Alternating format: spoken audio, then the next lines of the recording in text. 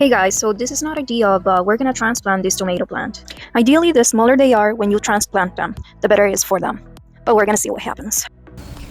We are going to be transplanting 6 tomato plants in total, and they are about 5 and 6 feet tall.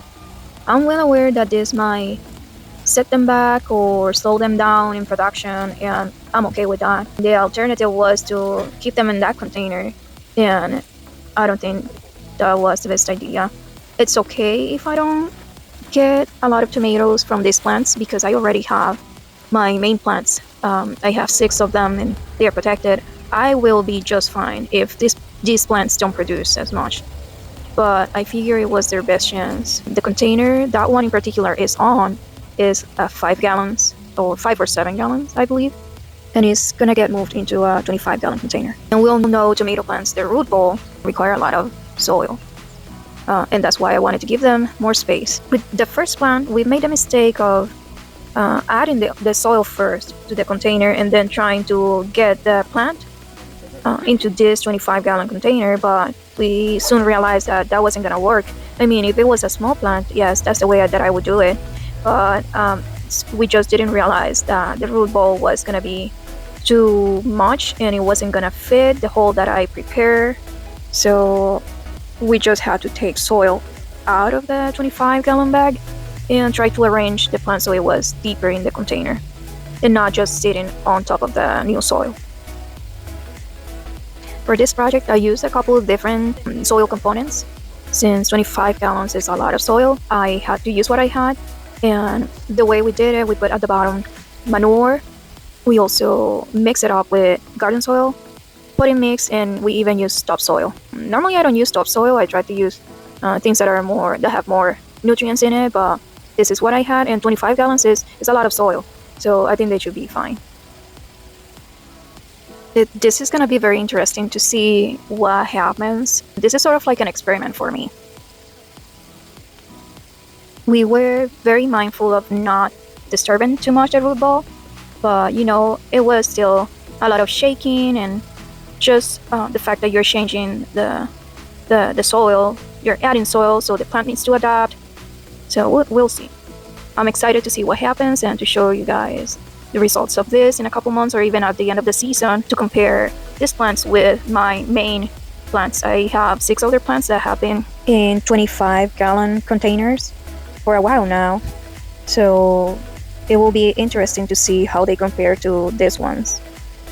My guess is that these guys that we are transplanting today are gonna slow down, not necessarily continue to produce a lot of flowers, or maybe they'll die the flowers, something. But I will make sure that I water them and put some sort of mulch, and of course keep them fertilized, and we'll see. If you guys know a way to prevent transplant shock, put it down in the comments so that we can work on this. But this is something that I'm expecting already, and it's okay. It would be great if they make it and they thrive and they produce a lot of food. That would be wonderful, but I know there's a chance that they might struggle. One thing that I like about gardening is there are no failures. There's no failure. Everything is an experiment, and you get to learn continuously. Everything is a learning curve. This is a process, and I will gain something from it.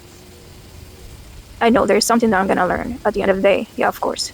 Transplant them on time. Yeah. But there's also other things that you get to practice. Maybe it's about you learn about pollination with these plants, Maybe you learn about diseases or insects, or could be a lot of things. Maybe companion plants.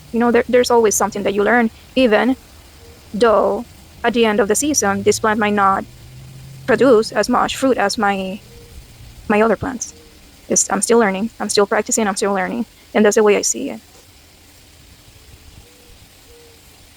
You still get to practice some skills, and perfection or gain new knowledge. And I like that about gardening. You don't have to be perfect. It's okay to start small and not know everything, because every day, every time that you try, you become more perfect. You don't have to fit in. You don't have to prove yourself. You can just be, learn, and grow. Okay, so we're gonna repot the last tomato plant for today. We repotted a total of 6 plants, and this is gonna be the last one. We are using what we have right now in terms of soil. We have some manure, potting soil, and garden soil, and that's what we're gonna be using.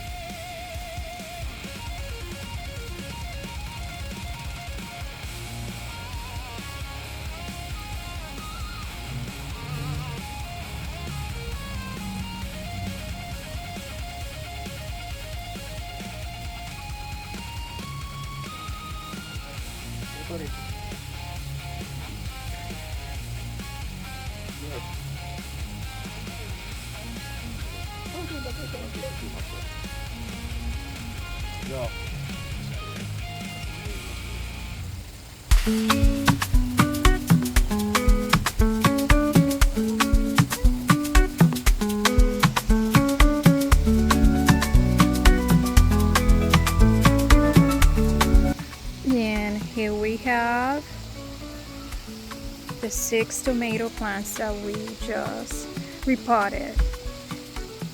Like I said, ideally you want to do this when they are very young plants, but unfortunately I didn't get to it. The container they were in was just too small, so they were already producing tomatoes even though they were in a small container, but eventually it was gonna become a problem for them to continue to produce. So that's why I took the chance to do this. If you guys like this video, give it a thumbs up and subscribe.